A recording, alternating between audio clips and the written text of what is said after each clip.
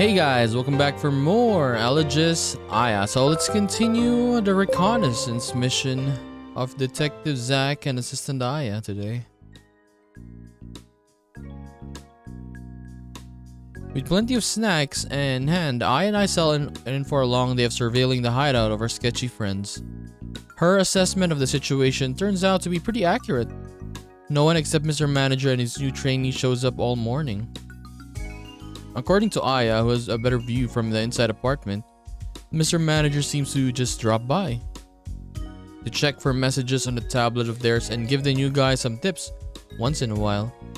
The new guy appears to be consigned to lookout duty and he just sits around all day not doing much. Aya says she thinks she spotted him playing a gotcha game on his phone for a little bit. Gotcha game. The long day winds on and Aya and I find ourselves getting at least as bored as he must be.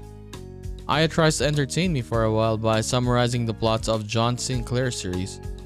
When she reaches the point where she last left off before we had to leave the home, she starts making stuff up about the detective's continued adventures. Her version is a lot more chaotic than the established canon, but it's also pretty funny. We still keep an eye on Mr. Trainee as we while away the time, and we start to notice that he's taking increasingly long and frequent cigarette breaks.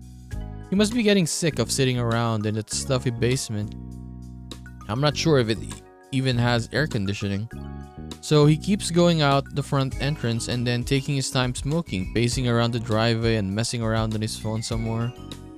I started to wonder if I might be able to sneak in there and do some more investigating while he's out front. Aya can keep watch and let me know when he's on his way back.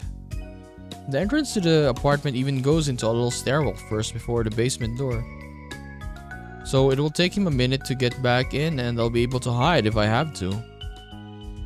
Trying to keep quiet while he's in there with me sounds terrifying. It's definitely a last resort. But hopefully it wouldn't be too long before he goes outside again and gives me the opportunity to escape. I talk it through with Aya and in a whisper and she agrees that it sounds like a good plan. She's practically vibrating with excitement when about half an hour later she gives me the heads up that our nicotine addicted buddy is making his way to the door again. Alright, here we go. I can do this. The biggest problem is going to be dealing with my ultimate nemesis, Windows. At least this one is close to the ground and it's already open because of the hot weather. Lying on my stomach in the dirt, I heave the screen aside and crawl through. In retrospect, I don't know if going through head first was the best decision, but I really didn't want to land on my bad leg again. My arms are a little sore from hitting the concrete floor, but I think it was slow and short enough fall that there won't be any lasting damage. At least I managed to protect my head. I scan the sparsely furnished room as my eyes adjust to the dim light. There. That tablet thing Mr. Manager was talking about. I bet it's got all kinds of information. But of course, when I pick it up, I'm only greeted by a lock screen asking for a code. What was it that guy said about the password again? Something about it changing every day? But then how do you remember it?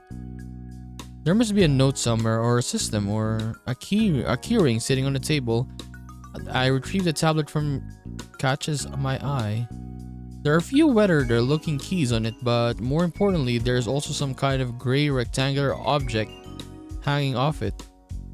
And on that object is a black button and a little screen. I press the button and a series of numbers pops up. Of course, this must be the code to unlock the tablet. It's one of those two-factor authentication things. I tap the same numbers into the tablet and the lock screen fades to reveal a list of few apps. Let me see. There's what looks like some kind of messaging app and then there's settings and documents. Maybe the document would have the most revealing information about what's going on here.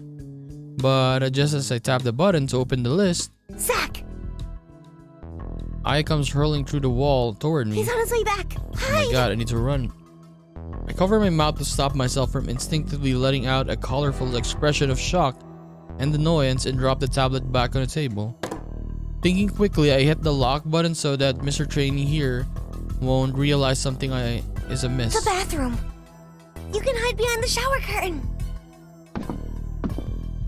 can hear footsteps coming down the stairs as I follow Aya's instructions, hobbling through the bathroom door as quickly as possible and climbing into an old yellowed bathtub, yanking the curtain shut behind me.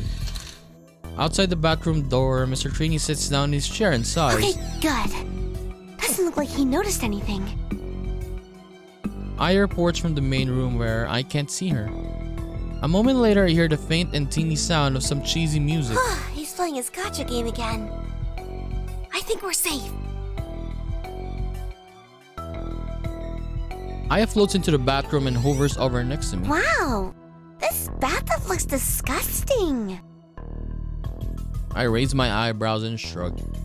It's not like I had any other choice. I wonder when someone last cleaned it. Probably like 5 years ago. Yeah, sounds about right.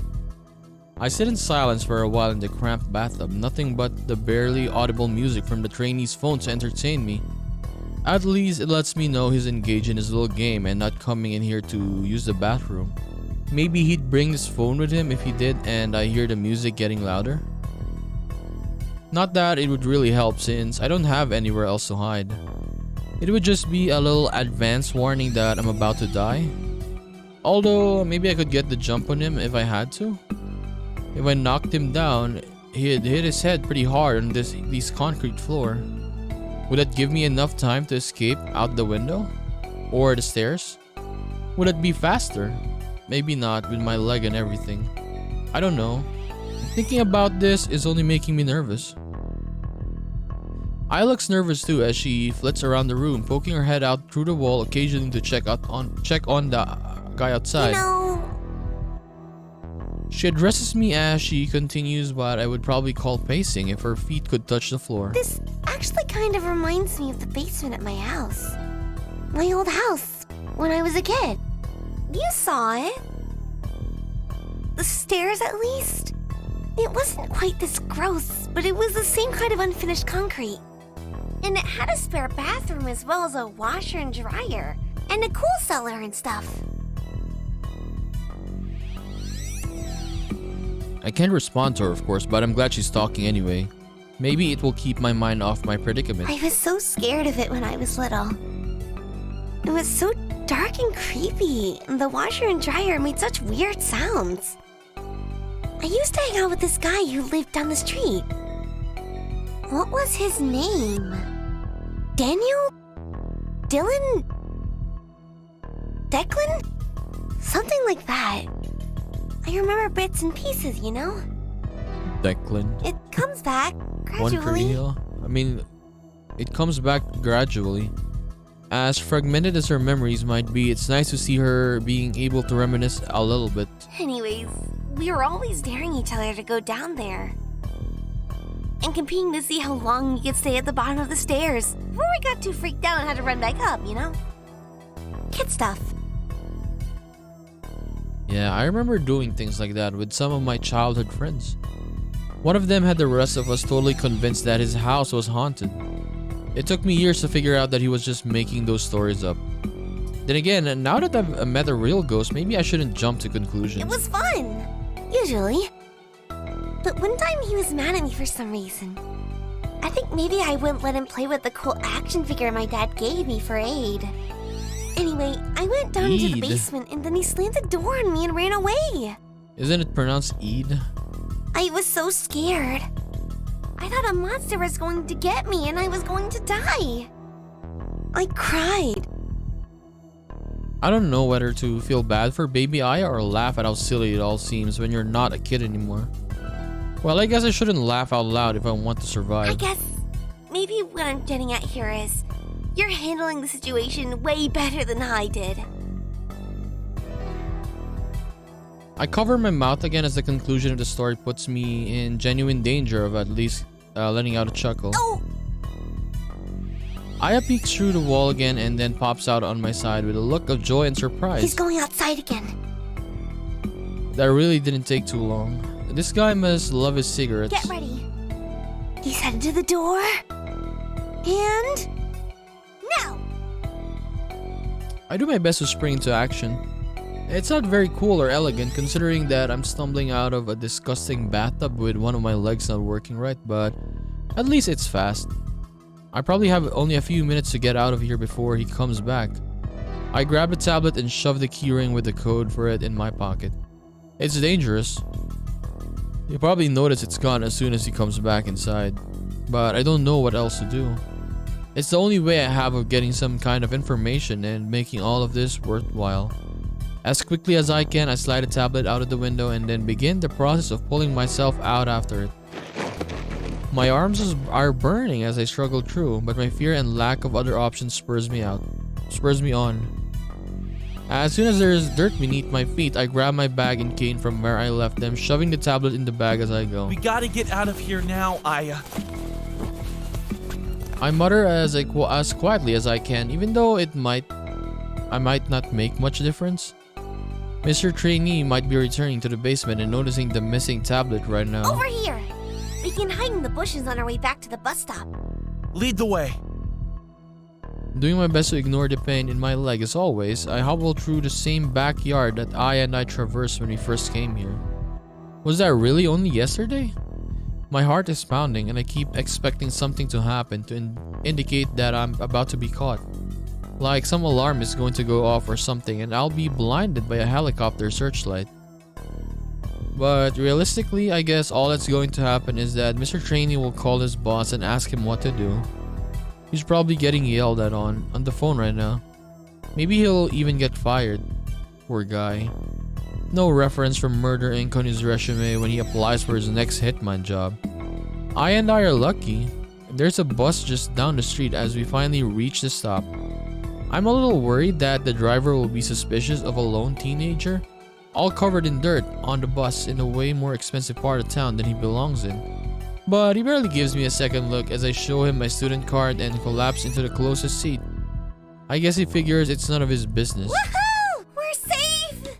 You did an awesome job, Zach! I can't help but smile. The relief of being on a bus that will take us back to more familiar places and away from the Murder Inc. satellite office is almost drowning out the pain and concern. Stretching out my leg into the aisle of the bus, I slide the tablet out of my bag and enter the latest code from the keyring. Ooh, what do you think is on there? Evil plans?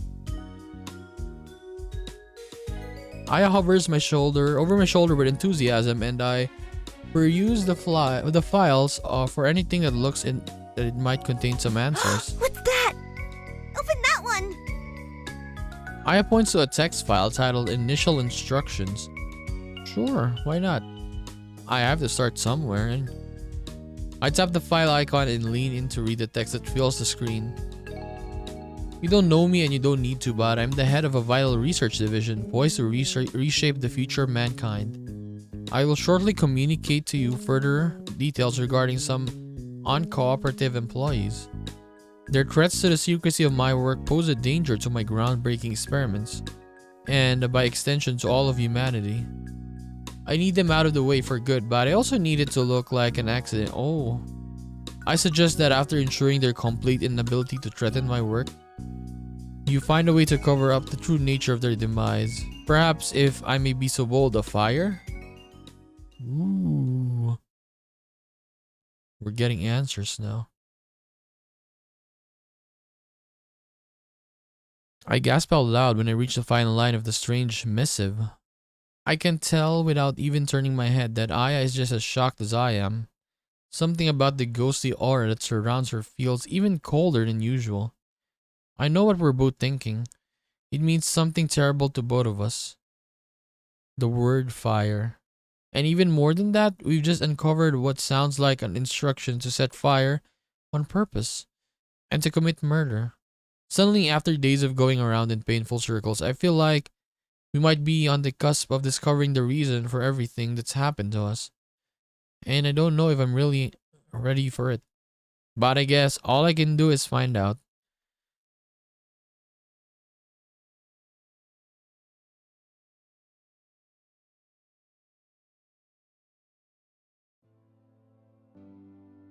Okay, we're back here at the library. As the night begins to fall in the city, I sit hunched in my favorite dark corner of the public library. Aya hovers next to me, positioned as if she's leaning against a bookshelf. The two of us made our way here almost wordlessly after what we saw on the tablet, shuffling between several transfers on winding bus routes in silence. I think we both understood that it was something we needed to talk about in private, with no worries about how strangers might react to my side of the conversation.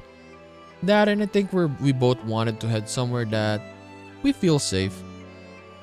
Safer than anywhere else, at least. But now that we're here, I'm not even sure what to say.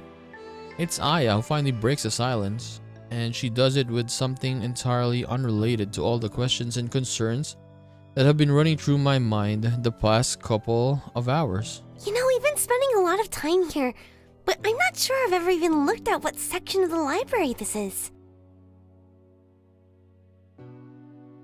She floats toward another one of the shelves and peers at the titles and the spines of the books.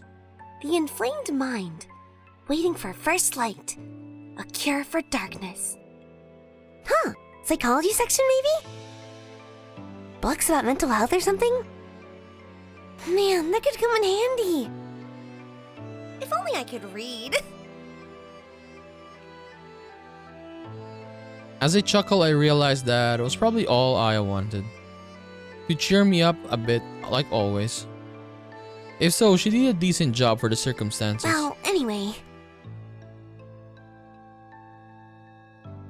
She turns to look down at me and shrugs her shoulders as her mouth curls into an expression of concern. Should we see if there's anything more on that tablet? Why is Zach not talking? About who those instructions came from and who he wanted those guys to... Her voice fades out and I pick up the sentence where she left off in a cautious whisper. Kill? Yeah. I think I know who it was, Aya.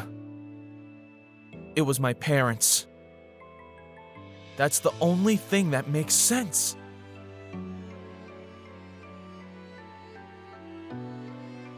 I didn't really want to say it, but yeah. They were both medical researchers working on some experimental new treatments that they never really told me the details of. And, I mean, the fire. The second I say it loud, my mind is assaulted by the images of my parents' twisted faces illuminated by the flames that destroyed our home. They were already dead when I found them. What if... I pull my knees up and wrap my arms around them, suddenly shivering with cold despite the memories of burning heat that flash through my thoughts. What if it wasn't the fire that killed them? What if it was something else, and the fire was to cover it up? Just like those instructions said. But why? I'm vaguely aware of my voice rising to a pitch far beyond the cautious whisper I usually speak in at the library, but I don't care enough to stop it. Why would their boss want to have them killed? What did they do? How did they threaten his research, or whatever he said? Why would it mean they had to die? I don't... I sigh in exhaustion and expiration and grief. Hey! Aya bends down and places a spectral hand on my shoulder. The familiar chill of it is comforting, no matter how cold I already was. We have this tablet now. Who knows what else is on it? Maybe we can find out. Maybe we can get justice for them, if we can find enough evidence of what happened. Them and Aunt Claire.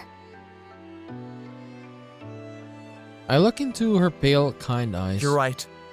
That's all we can do now, isn't it? Just see what else is on here, and where it leads us.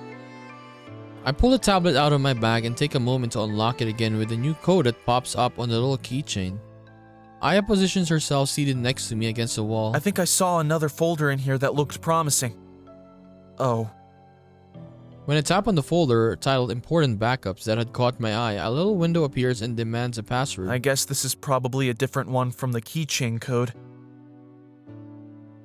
I give the same code a try anyways, just in case, but the window only vibrates as the tablet's tiny speakers play a discouraging sound. Okay, Try password. Of course, the classic. I type it in only to be foiled by another error noise. Password 123? I tried to add the numbers at the end, but nothing happened. Looks like there's a character limit, maybe? Password was the longest it could be. So, 8 characters at most, I guess. Huh. Aya frowns and counts on her translucent fingers. Hey, that's just the right amount of letters for my name. Put in Aya Faraj without a space.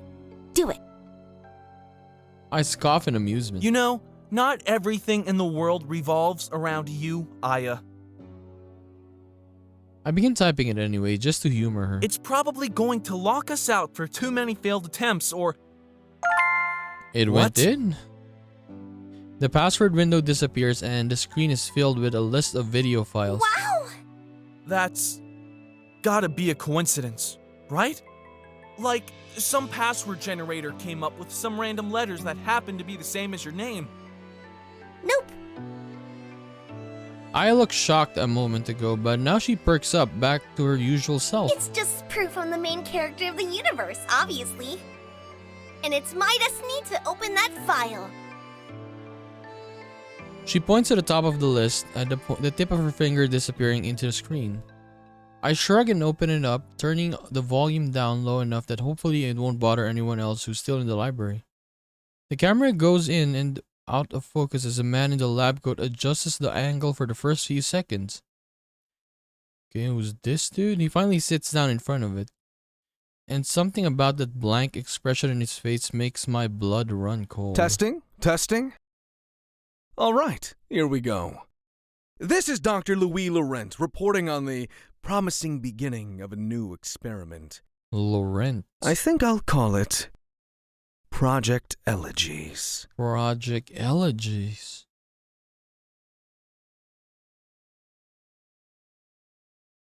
Okay, we're getting answers now, finally. Elegies. Yes, that's the perfect name. An elegy, of course, is a type of poem, typically a lament for the dead. And if my experiments are successful, then one day society will no longer need to lament for the dead. The poets will pen the last elegies thanks to my innovation and genius. Not to mention that it's also an acronym. Elegies stands for Enhancement of Life Expectancy by grasping the intellect through extraction of the soul. The mysterious man in the video gives the camera a chilling smile. A bit of a mouthful, perhaps, but I couldn't resist.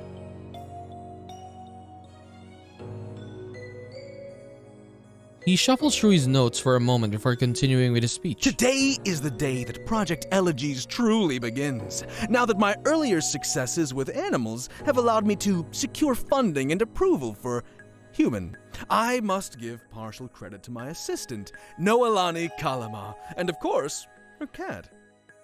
Without the willing participation of those two lovely creatures, my efforts could never have brought me this far. Noelani's unique abilities to observe the results of the experiments, as well as our stunning success in our favorite furry subject, have been vital to the cause. But the details of all that can be found in the project's more formal documentation, of course.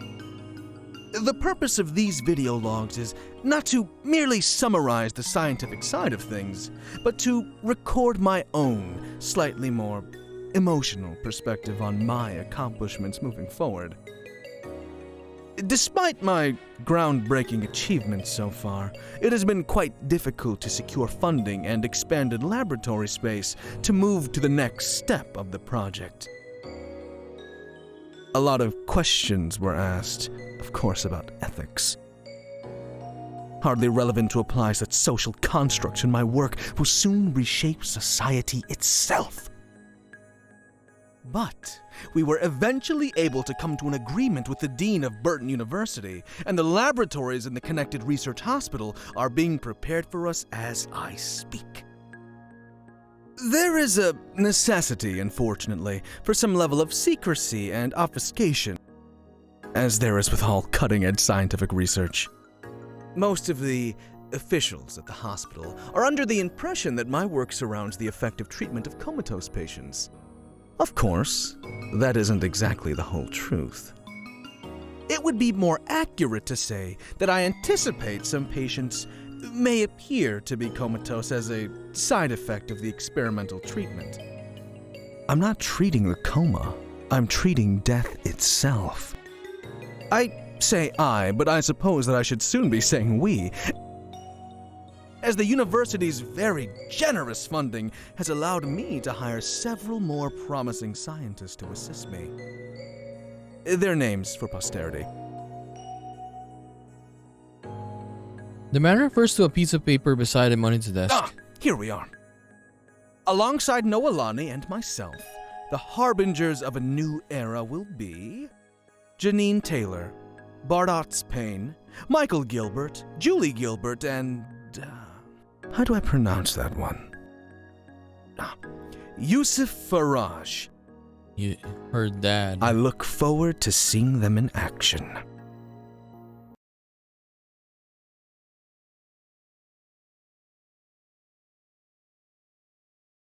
So they were working for him. And he had them killed. The image on the tablet blurs as my hands shake involuntarily. My mouth is hanging open in shock. Michael and Julie Gilbert? My parents? They work for this guy? He seems so creepy. Like a mad scientist in a horror movie. I knew they had to be a bit secretive about their research. But even after seeing those weird instructions earlier, I still figured they were working on something. I don't know. Something else? Something normal? Something that would really help people? Not this wacko's delusions about building a new world? But I guess there is something familiar about his name. Dr. Louis Laurent. I've heard it before, haven't I? And he said he had funding from Burton University. That he was moving into their connected research hospital. I know where that is.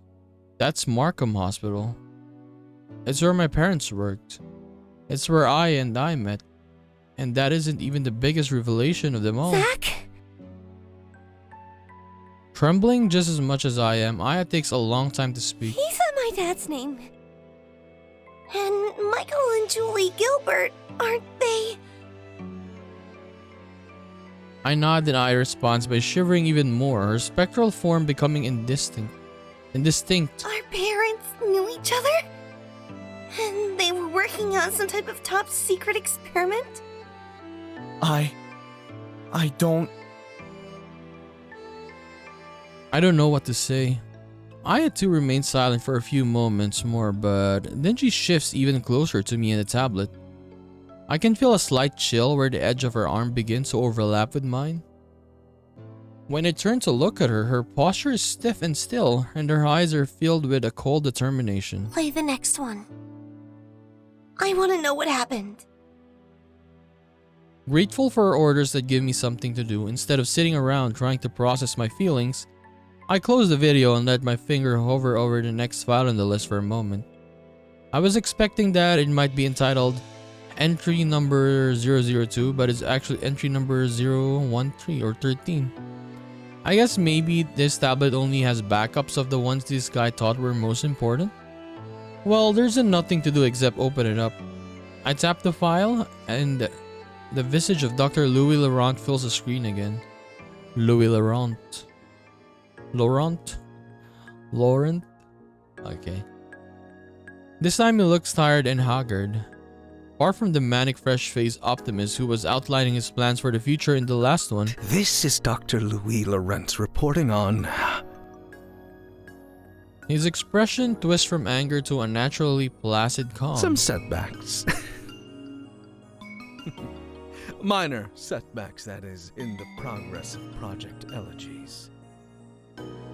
As I've said before, the funding and resources provided by Burton University have left me with no shortage of test subjects.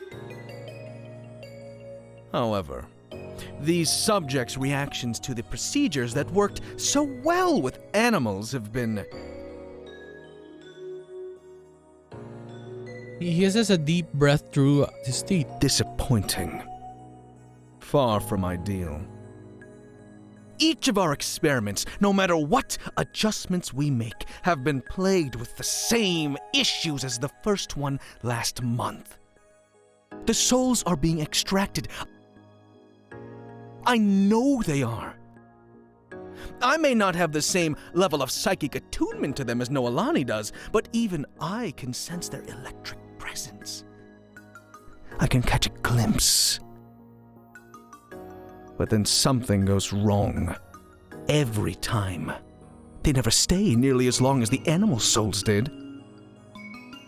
Noelani reports pale and ghostly figures rising from their hospital beds momentarily, with expressions of horror on their faces for scant moments before they shatter into nothingness. And we have yet to be able to wake the subjects afterwards either. They remain as comatose as they were when they started.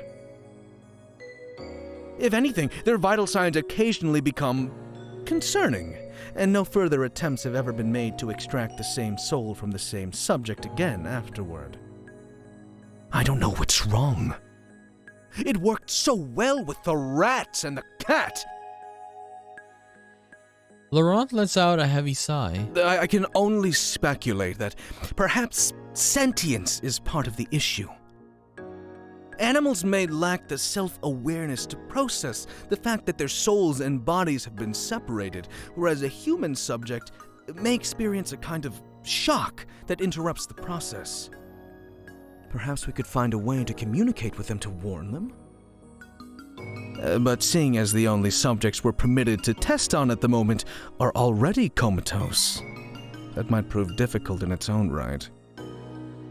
If only I could find a conscious volunteer. Laurent's expressions grows dark. I'd try it on myself if it weren't for the risk of potential imperfections in the process. You're scared, that's why. God forbid I shatter my own mind and leave the world bereft of my genius. God. Huh. He chuckles and there's a sinister tone to it, just as there is to everything he says and does. Perhaps I'd better not invoke his name. I wouldn't want to draw his attention to the great work that will soon render him irrelevant. The camera fades out as Laurent bends his head down over the desk, dissolving into a discordant laughter. Entry 00 or 027. The camera, okay. In the next file on the list, he somehow manages to look even more exhausted than he did in the previous one. His face is pale and drawn in dark circles under his eyes, threatening to consume his entire face. But there's a bright burning fire in his eyes that's even more disturbing, and its disparity from his physical appearance. Today is a great day for science. For today, I experienced the most stunning revelation. And all because of a chance encounter with a remarkable child. I would say she had been sent by God if I was not so certain now that he has abandoned me. Perhaps it was simply fate that brought her to me, so that I may fulfill my destiny of defying death. For now I feel certain that with the aid of the new perspective she gave me, my experiments will soon be a success. Laurent's eyes grow even wilder as his voice reaches a fever pitch. But I'm getting ahead of myself. I should tell the whole story. For posterity, so those in the future who benefit from my great genius may look back on how it all began. I was looking for Noelani to have her observe something for me. But when I entered her office, she was absent. In her place was a small, dark-haired girl. She was sitting in Noelani's office chair, reading a book that looked much too large for her and swinging her feet as they did not quite touch the ground. It was a comical sight. I wondered if she might be a relative of Noelani's, so I asked her why she was there. I have her response here, on the tape recorder I keep on my person at all times. I thank my lucky stars that I had the foresight to turn it on so that the sound of that brilliant child's voice may be preserved. It's gonna be Aya, isn't it? As well as the moment she altered my thinking forever. Laurent produces a small machine from his front pocket. He presses a button that makes a small whirring sound. Maybe he's rewinding it? After a moment, he sets it down on his desk, and the press of another button brings forth the slightly muffled voice of a young girl. I had the day off school today, but my mom and dad totally forgot and they couldn't get the babysitter because she was busy. It's Aya, see? And I couldn't go to work with my mom again because last time her boss got really mad and she didn't want to get in trouble again. Because she can't lose another job because then we might lose the house and the car, so I said I could probably stay home on my own. Because I'm not a little kid anymore, but she said I'm still too young and she would be worried about me, so my dad had to bring me out to work with him. Even though I'm not really supposed to be here, but it's okay because Noelani said I can hang out in her room. And she's really nice and she even gave me a book to read. Who are you? My name is Dr. Laurent. I'm one of the researchers here. Laurent's voice responds on a tape recording first, before the other Laurent in the video press pause and adds an aside. I chose to downplay my importance to this enterprise so as not to intimidate the girl. He presses play again and the girl resumes her enthusiastic speech. Somehow, something about her voice sounds a little bit familiar. Oh, so you work with my dad? Are there a lot of people who work here? My dad never talks about his work very much. He says there's lots of stuff he's not supposed to tell anyone. But I think that's silly, because he could still tell me because I'm his daughter, and who the heck am I going to tell? No one, that's who! I'm a really good secret keeper. I know lots of stuff my dad doesn't even know. He told me not to ask questions when I came in here, but I asked Noelani some stuff anyways because she's really nice. And I thought maybe she might tell me, but she still said it was all top secret, which isn't fair. Well, then she had to go to some more work and she just told me to just sit here and read my book and behave. But now you're here, and maybe you can tell me some stuff. I promise I won't tell anyone else. I won't even tell my dad you told me. Please? I can hear the soft sound of Laurent's chuckling coming from the tape recorder in the video. Well, I can tell you a little bit about what we do here. We're doing research to try to help people who are in comas. Do you know what a coma is? Yeah, I saw it on TV. It's when someone gets really sick and they sleep for a really long time in the hospital and they can't wake up. That's exactly correct. My, what a smart girl you are. Well, your father, Noelani, and I are trying to figure out new ways to take care of people when that happens. Wow, my dad never even told me that. I wonder why he didn't. 'Cause it sounds really cool. Do you know why people go into comas then? Because I don't. I can probably guess though. Is it something to do with like, do their souls get unstuck from their bodies? Is that why they can't wake up? 'Cause it's just their body lying there and their soul isn't there and it's off doing something else? That would make sense, right? Is that what you guys research? In the video, Laurent paused the recording again, a look of awe and inspiration in his eyes. Absolutely brilliant! All my years of research, so many long and tedious hours trying to explain it in proposals for funding, and this child grasps the basic concept in an instant. She speculated. She guessed. And she understood better than anyone else I've ever spoken to. In that moment, I began to understand what must be causing the issues with the procedure.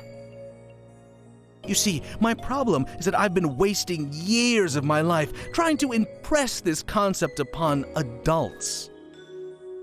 Adults have firm preconceptions about how the world works already. They don't want to listen to anything that contradicts that. They're skeptical of new ideas and new technology. They've lost their imagination.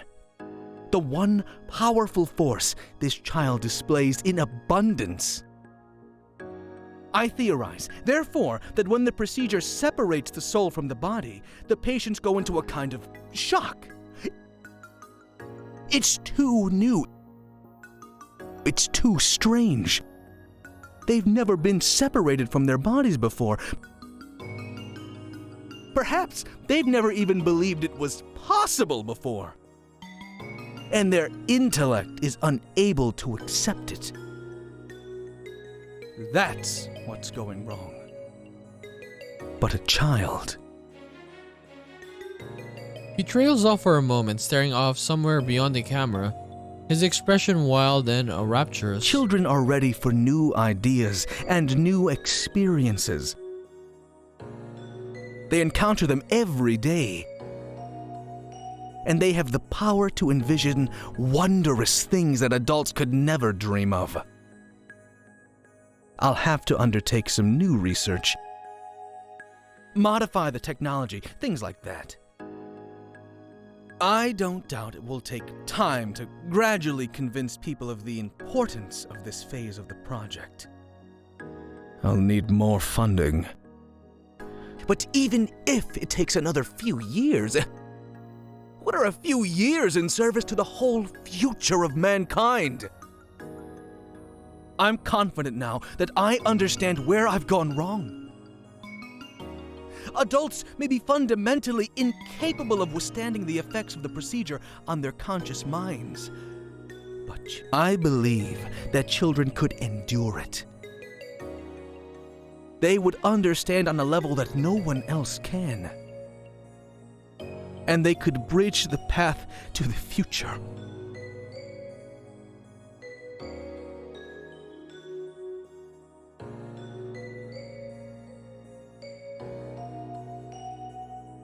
I must thank that little girl one day for sparking this revelation. Perhaps an acknowledgement in a publication or two. Now, what exactly was her name?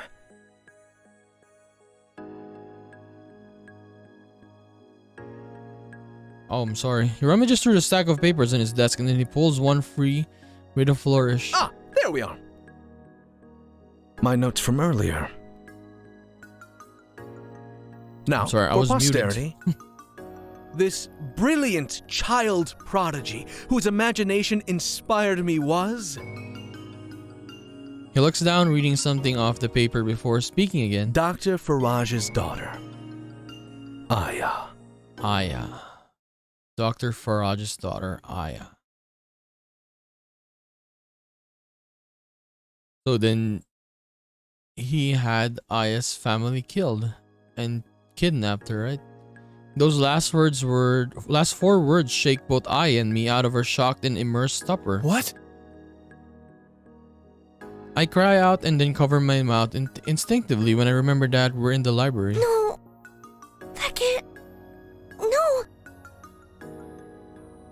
Next to me, Aya shakes her head, her wide eyes still staring ahead at the list of files on the screen. That can't have been you, right?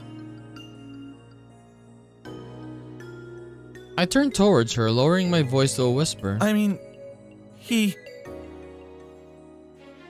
I know I'm searching desperately for excuses, but I just don't want to believe he it. said the kid had dark hair, remember? Right at the beginning. Oh yeah, I said dark hair. And you're blonde, so he must have gotten the names mixed up, or...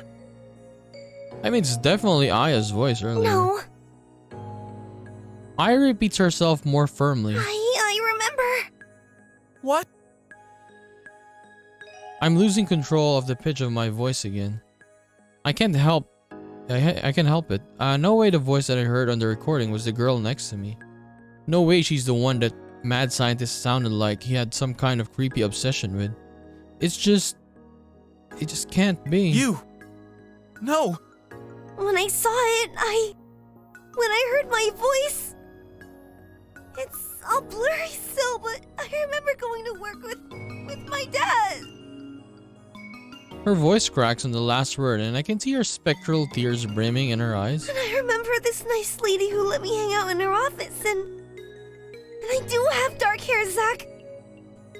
I remember that now. Why is it blonde now, though? This? She holds up a chunk of her hair as I stare at her in disbelief. I bleached it. Oh, she bleached it. I don't know how I forgot that. I had asked my mom if I could dye my hair. I think I just wanted like one streak in a crazy color or something. But she said no.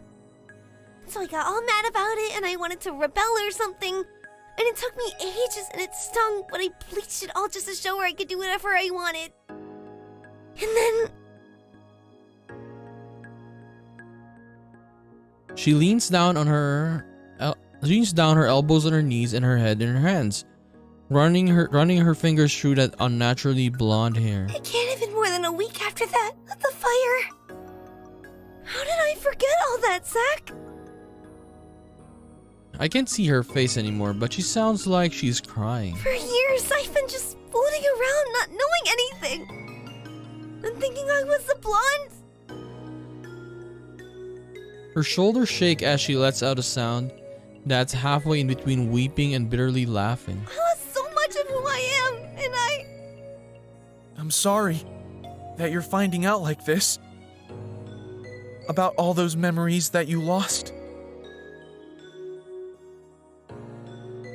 I lift a hand as if I could put it on her shoulder. Carefully, I let it rest there in the air, hoping it might provide her some comfort, even if she can't feel I it. wish it could have been different. She sighs wearily and lifts her tear-streaked face to look back at me with a sad smile. yeah, me too. But I guess there's nothing we can do now, right? Nothing but try to put the pieces back and understand it all. Yeah, I guess. So, She takes a moment to brush her tears away and composes her face into a stern and serious expression. let's go over what we know. This guy was my dad's boss, right? Yes? And your parents worked for him too. Yeah, sounds like it. And he was experimenting with removing people's souls from their bodies. Apparently? Which I say sounds insane to me, but I'm a ghost, so can't judge. I chortle a little bit at that one. And his assistant, Nolani. You remember her? A little bit. Not much. I just remember she was nice to me. But it sounds like he needed her because of some special abilities of hers, right? Yeah, he said something about how she has more psychic attunement than he does. Yeah, so like, he needs her to report on stuff. He can't see or something. Do you think that's... I trail off, unsure of myself. There are some questions I don't quite want to ask yet. I know we're on the verge of finally getting more answers, but I'm also a little afraid of what some of them might be. What were you going to say? just... I take a deep breath and then let out the words I've been wondering about anyway. Do you think that's what's going on with... me? Am I more like psychically attuned than your average person? Is that why I can see you when other people can't? I opens her mouth wide in wonder. Wow. Yeah. I guess so. That could be it, right? Yeah, Well, I'm glad. That you were born with psychic powers or whatever. yeah, me too. Hunched down in our little corner of the darkened library, we smile at each other before simultaneously turning back to the tablet screen. Should we keep watching? Yeah, I'm okay now. Let's see what else happened. I nod and lift my finger toward the screen. The numbers have gone up again with the next file, even more so than the last time. I tap the file name entry 102 backup and press play.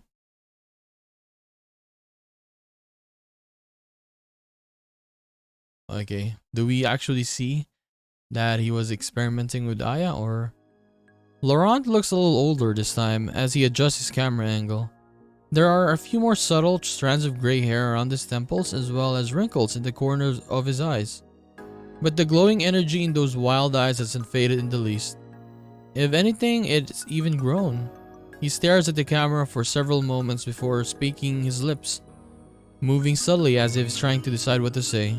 When he finally begins, his voice is quiet and slightly raspy. Sometimes there are sacrifices that have to be made for the greater good.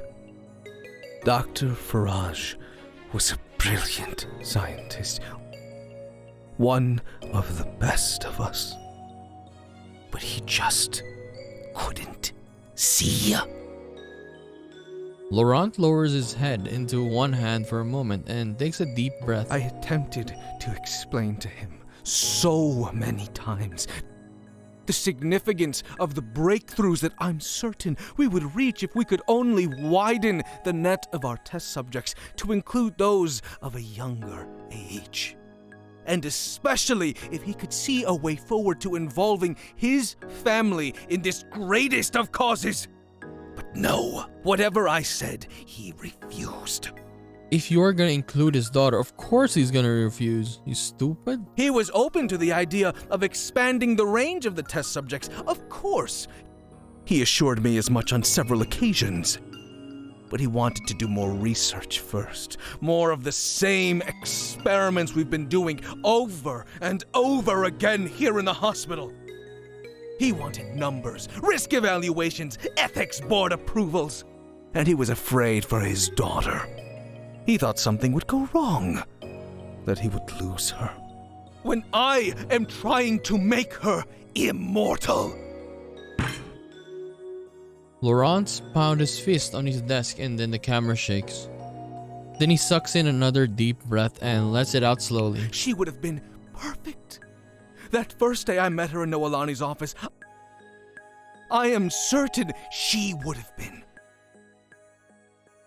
She was so imaginative, so inspired, so innocently open to new ideas. But each time I've managed to see her afterwards, she has grown. She's in her teens now. A high school student. She still reads voraciously, of course. Books far beyond the level you'd expect from one of her young age. She still asks the most original questions about the nature of her father's work whenever circumstances force him to bring her along for the day.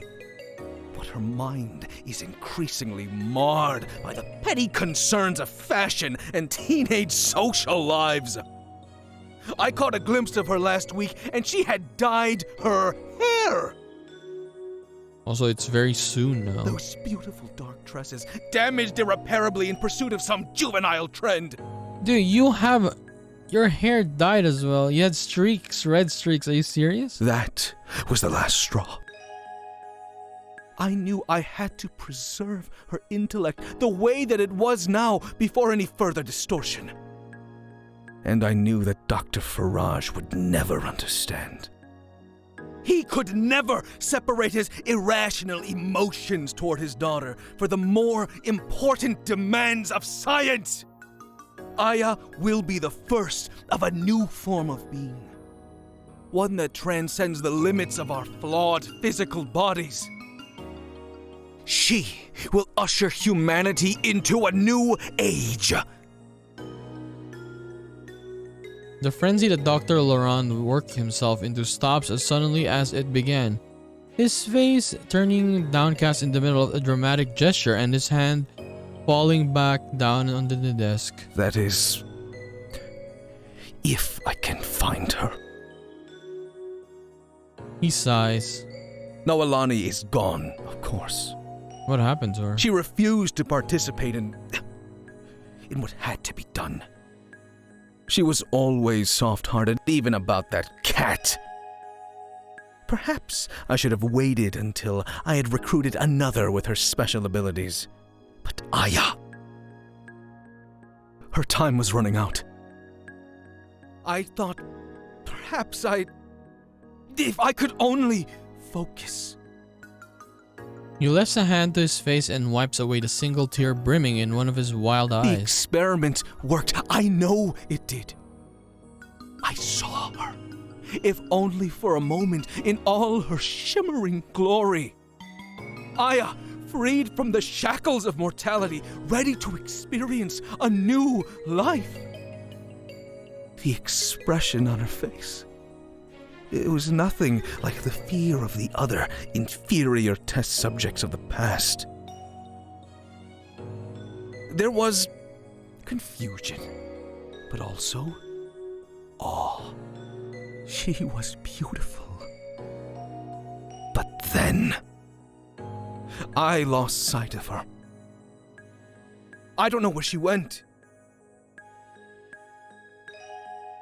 I've never been able to hold the details of the extracted intellect in my mind. That was Noelani's field. She could be anywhere, and I wouldn't know how to find her. Unless she sees fit to communicate with me.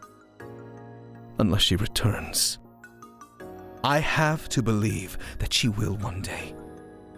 That she has embarked on a journey that will test the limits of her new form, and that when she is satisfied, she will come back to me.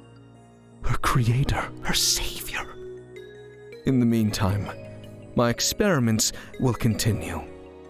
I will keep the true nature of what happened to Dr. Faraj from the others. Of course, I'll have to persuade them to modify our work more slowly and carefully. But I will persuade them. The work will not stop until it is done. And I will keep the shell of Aya's physical form in as good health as I can, safe away from prying eyes. Oh, so her body's probably still there, right? I'm not sure what would happen to her in the complete absence of it. Besides, perhaps its presence will call her back. One day. One day. So that's maybe the last of the logs? Maybe. But yeah, maybe Aya's body's still there. Maybe she can return, right? The screen goes black at the end of the video, and I see my shocked and horrified face reflected alongside the shimmering blur of Aya's. Then the blur shifts and Aya sinks right through the floor. Aya? Aya! I scramble to my feet, shoving the tablet in my bag and rushing to the library stairwell. I've never seen her do something like that before. She usually prefers to float through the doors alongside me even if she doesn't have to. She may travel through walls sometimes when it's necessary, or just when it would be funny, but she's not really in the habit of it in an average day. I've certainly never seen her just drop from one floor of a building to another. It was always an unsettling sight, and I can only imagine that it was her reaction to the terrible revelation in that video. It's past closing time to the library now, and it briefly occurs to me to be worried about security cameras or any after-hours custodians I might run into. But I pushed the thought out of my mind as I hurried down the stairs, my feet hammering against the linoleum. Being there for Aya right now is more important than whatever consequences might come later. The stairs take me down to a dimly lit basement where the shelves are much more tightly packed together than on the main floor. I sprint down the row and skid to a stop when the light of my friend's ghostly form catches my eye. Squeezing between the shelves to avoid knocking anything off with the corner of my bag, I find her. She's crying. Head in her hands, shoulder heaving, tears streaming between the gaps in her fingertips and fading away into nothingness before they hit the ground. I stand there in silence, a few steps away. I've never seen her this torn up before. I'm not sure if I've seen anyone cry like this before in my whole life. My mom, maybe? When she got the call that her father died of a sudden heart attack? She dropped the phone on the kitchen floor and wailed. I didn't know what to do then, and I don't know what to do now. I wish I could open my arms and take my best friend into a comforting embrace and tell her everything is going to be okay. But I can't touch her. And I don't have much confidence in anything ever being okay again either. So I just stand there next to her as she weeps, gradually quieting down from the shaky sobs to occasional sniffles. Eventually, she looks up to me, her eyes bloodshot and sad. He killed me, Seth. Her voice barely rises above a whisper, and I step a little closer so I can hear her. He killed my family so that he could kidnap me and do some insane experiment, and then he killed me. No. I find myself shaking my head as I whisper one soft word back to her. No, he didn't kill you. He did terrible things, but I struggle to put my thoughts into words. his experiments. He was talking about removing the soul from the body. That's what he did to you. He even said that he still has your body. He's probably got it in some secret lab somewhere. He said he'd keep it in good health. An unexpected warm feeling of hope rises in my chest as I speak. You're alive. You really think so? Her voice cracks, fresh tears running down her cheeks. Yes, we thought you were a ghost, but you're just separated from your body. You're like astral projecting or something. I don't know what that means. Me neither. Suddenly, we're both grinning, Aya even giggling a bit through her tears. If we could find your body, maybe you could even, I don't even know. Just hop right back in there. Maybe. I'm laughing now too, overwhelmed by the rush of optimism that came so soon on the heels of concern and despair. I'm serious though. Maybe you could. And then you could live your life again. That sounds crazy. Everything about what's happened to us is crazy. Maybe it's crazy enough to work. I shrug as I spot the familiar cliche and Aya snorts with laughter. I think there's one more video in the folder still. Oh, one more, okay. It might have some more awful stuff, but do you still want to watch it? Maybe it will give us a few more answers and then we can figure out what to do next. Aya nods as she brushes one more tear off her face. Okay. Wanna go back up to our usual spot? Are you going to go back the way you came? She chuckles. Nah, I'll walk up the stairs with you. It might take a while. My leg is killing me after the way I ran down them. That's okay. I'll keep you company. Good. Slowly, I make my way out from between the shelves and back toward the stairwell, Aya following close behind. We don't say much more on our way up. I imagine she's feeling the same way I am. Both of us steeling ourselves for whatever disturbing new truths that last video might reveal. But I know we can handle it together. Okay, we got one more video. So maybe it's about Zach's parents this time. Okay, Laurent looks a little older again in this video. More tired. The lighting in his lab is dimmer, as if no one's gotten around to changing a few burned out bulbs. He takes his glass off for a moment and rubs his eyes before beginning his log in a tone of exasperation. I suppose it was inevitable that more of my employees would find out the truth at some point. That's the thing about scientists. They're infuriatingly inquisitive. And these two, working together. He lets out a long huff of annoyance. I should never have hired a husband and wife. As brilliant as they both are, their loyalties will always be to each other rather than to me. I've tried to calm them down, to impress upon them the importance of the work we're doing here. We're so close to having something to really show for it all. Ever since Aya, I've been able to make so many promising adjustments, and that Aya has to remain a secret, of course. My reputation would be ruined if that got out. No one would understand. They'd burn me at the stake rather than accept that sometimes great scientific advancements must come at a great cost.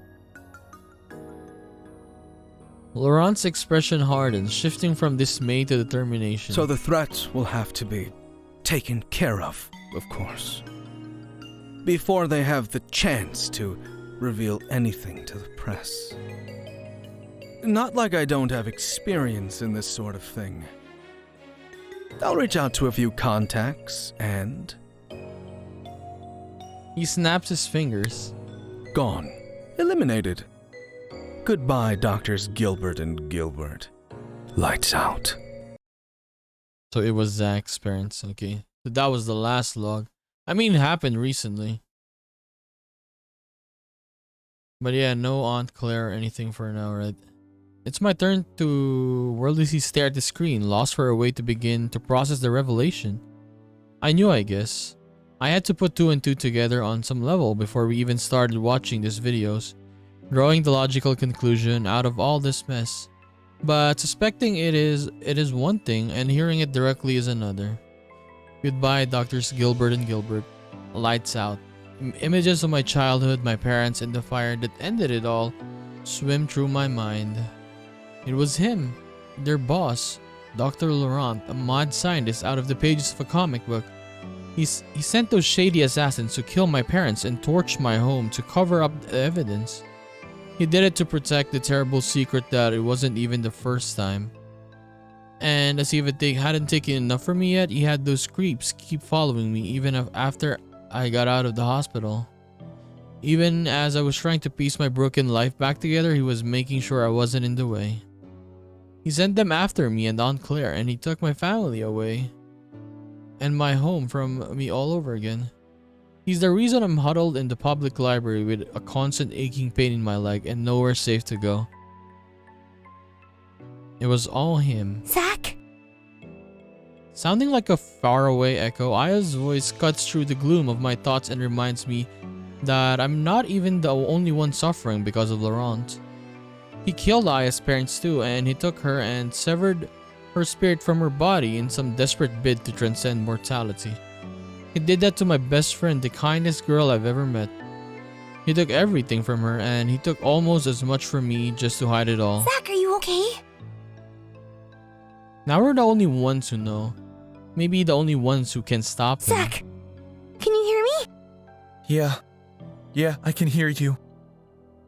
I breathe deeply, willing myself to focus on her, or on the here and now. I feel the same way I did when I saw my parents' bodies. When my grief and horror gave way to a surge of determination to survive. I couldn't save them. I had to save myself. And now there might be someone else I can save too. Do you want to talk about it? No. I don't want to talk about it. I turned to Aya with a fire in my eyes. I want to do something about it. Aya lets out a breath that she must have been holding and nods vigorously. Me too. I smile. Of course we're on the same page. That's why we've been able to make it through all of this together. And maybe, just maybe, we'll be able to make it through a little bit more. We have to stop this guy. We have to find a way to get the word out. He's a murderer. You're a terrible scientist.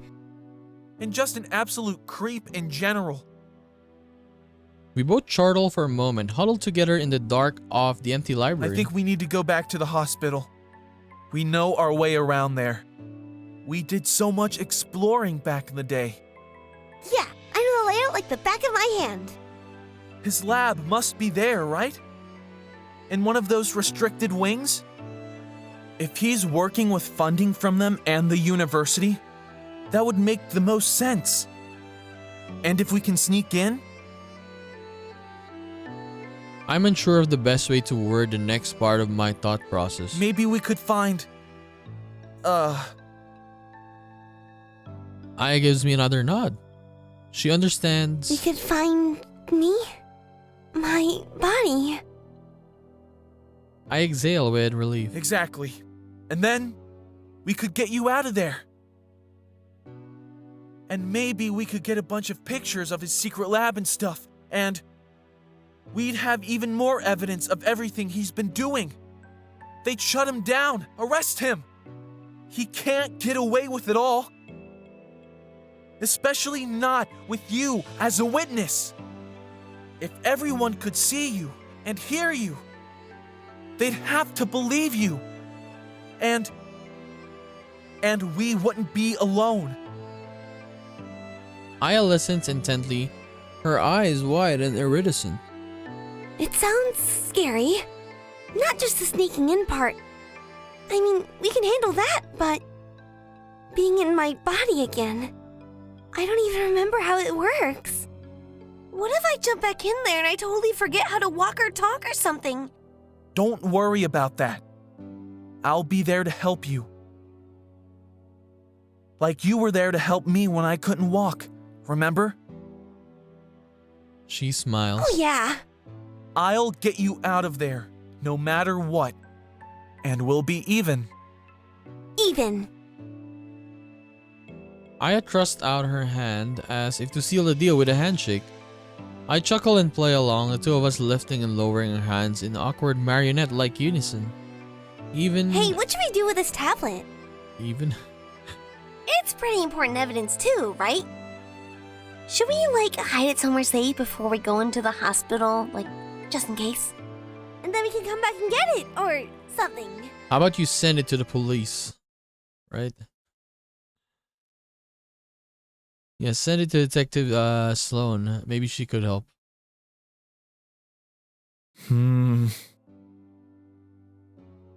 She's right. I wonder if we should even try to get this to the cops or something. In the worst case scenario that something happens to us and we don't make it out, at least the evidence in these videos might convince someone else to take action. Then there'll still be the chance that Dr. Laurent will pay for his crimes. It won't all be for nothing. On the other hand, what have the cops ever done to help us throughout this entire parade of violence and trauma? Mostly they've just gotten in the way and made things harder for us. Even if that detective always claimed she was trying to help, she never seemed to be very good at it. I don't know if I could trust her to carry on our work if we're gone. But on the other hand, it's not like I know anyone else we can trust either. It might be worth a shot. Yeah, we could ask her help, honestly. She's been trying to help us, but it really is not showing, of course, because at first it was ruled an accident, the fire, right? And then later, yeah, Aunt Claire was getting angry with her because she was pretty much she thought that she was stalking Zach. No, that's not stalking, but talking to him, right, in the craft fair last time. And then she tried to help us in Fred's diner, and we accused her of working with those guys that may be back then, but now it doesn't. It doesn't. She's just a detective, but as Zach said, a kind of a bad detective. But yeah, we could use her help. Maybe she could really help us. Aya, as crazy as this sounds, I kind of wish I had kept one of Inspector Tyrell's business cards.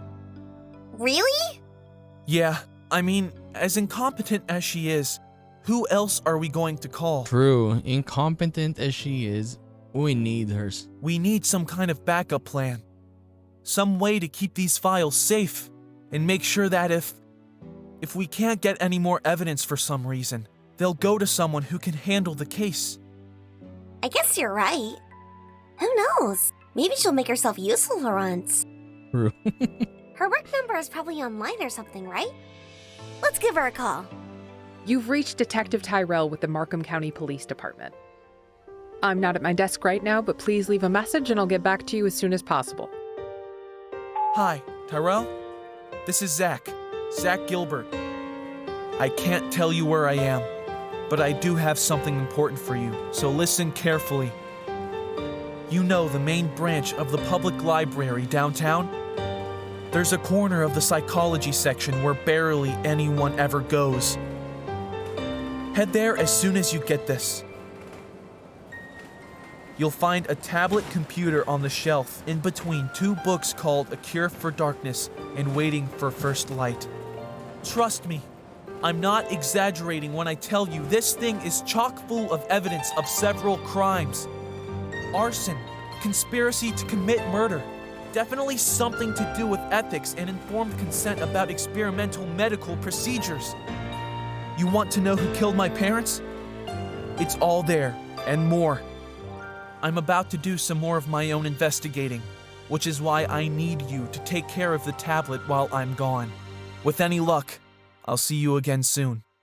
Hell, I'll even let you throw me in jail for the breaking and entering I'm about to commit. I won't resist. I won't care. Just as long as you make Dr. Lewis Laurent pay for what he did to me and my family and my best friend. And if I don't come back, then it's all you, Detective. Try not to mess this one up. Oh, and apologize to Mr. Wint and Mr. Kidd for us if they're still in custody. We're about to cost them their jobs. Okay.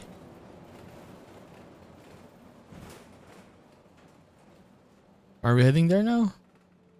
Okay. Okay, so we'll end our episode there for now. Yeah, a lot of information, thankfully, in this episode. A lot. Yes. So next episode, we'll head to the hospital.